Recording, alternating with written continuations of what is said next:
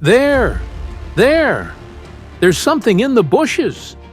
A muscular black man, a war veteran, points across the small bay of Lake Tanganyika, his voice trembling with superstitious fear, his face turning gray. I peer closely, and after a minute, I catch some movement. It's as if a significant chunk of the shore, covered with reeds, has detached itself. And then, suddenly, with a flash of clawed limbs and armored plates, it dives under the water. It's a massive predator. Not an alien one, but an earthly one, yet no less deadly.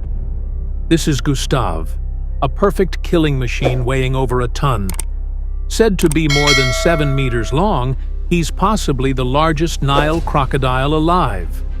The predator from the eponymous movie was also a master of camouflage and blending in with the environment. So, the parallels and uncanny coincidences with the cult film are plentiful. We'll see this for ourselves. Everyone remembers that in the movie, the special forces find the place where the alien drags his horrifying trophies. In Gustave's case, several sites have been discovered along the muddy shores of Lake Tanganyika, where human remains were found in piles of sand and mud. This is somewhat reminiscent of how hunters adorn castle walls with the stuffed bodies of the unfortunate animals they've killed. Only here, it's humans, a terrible analogy. Gustave, in his prolonged raids along the shores of Tanganyika, used to kill people seemingly for no reason other than to feed. Numerous testimonies support this. There are even people who have survived encounters with the beast. Burundi, being a very poor country that has gone through a bloody civil war, might have contributed to the crocodile's taste for human flesh, as the bodies of numerous war victims ended up in the lake. Gustave's victims started to include fishermen, venturing out in primitive boats, and women coming to wash clothes by the river. Then, he began killing just for sport, not out of hunger. The alien in the film also came to Earth to hunt for sport and collect trophies. Fairly, it's worth noting that the terrestrial predator's prey included not only humans, but also massive buffaloes and fierce hippos, which ordinary crocodiles generally avoid. Like in the film with Schwarzenegger, where he sets traps and ambushes for the alien predator, there were many attempts to kill or capture the terrestrial predator. Interestingly, as in the film, firearms were ineffective against the beast. It's said that Gustave was even shot at with an RPG once. However, all these attempts left the crocodile with numerous scars and marks. Thankfully, I hope his blood isn't lime green, but the usual muddy color.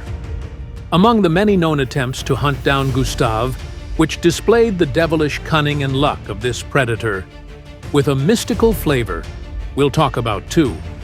Scientists, having crafted a cleverly designed, impressively large cage trap over 10 meters long and placing a goat inside as bait, hoped to eventually catch the giant man-eating crocodile.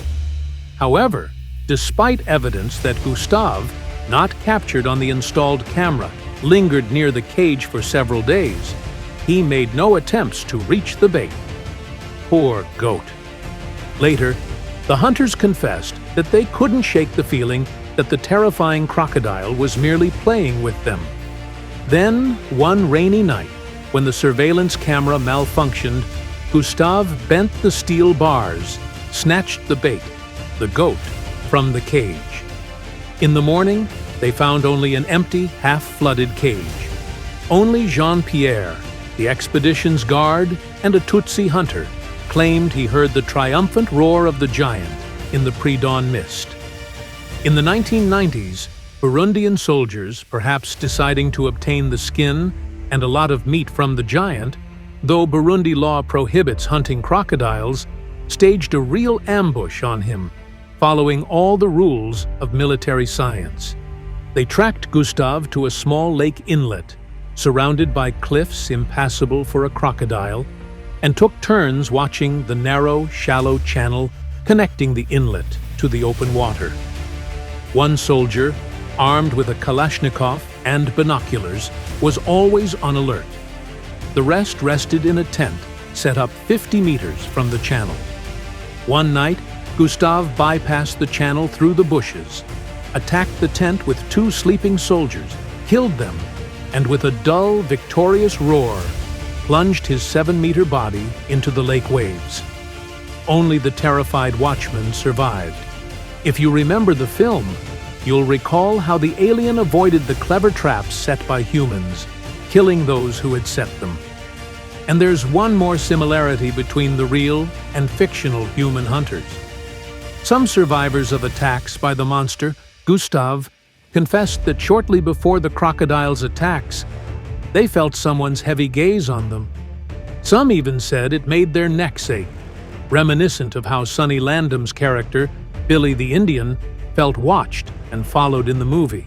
So, it's still unknown who would be more dangerous to humans, the fictional alien predator if it were real, or the giant man-eating crocodile, Gustav, who was recently seen in good health.